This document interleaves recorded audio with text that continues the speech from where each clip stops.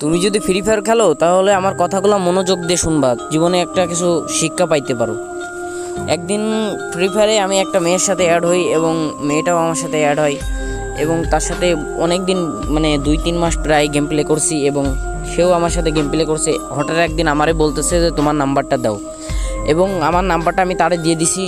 সে এবার ইমোইতে যায় আমারে নক দিছে এবং তার সাথে 8-9 মাস পর্যন্ত কথা হওয়ার পরে একদিন বলতেছে যে যে জান আমারে 100 মতো ডায়মন্ড টপ আপ করে দাও।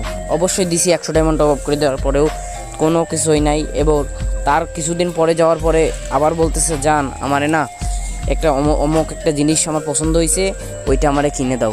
এবার দিছি, তারপরেও একদিন বলতেছে যে জান আমার টাকা লাগবে, কিছু টাকা দাও।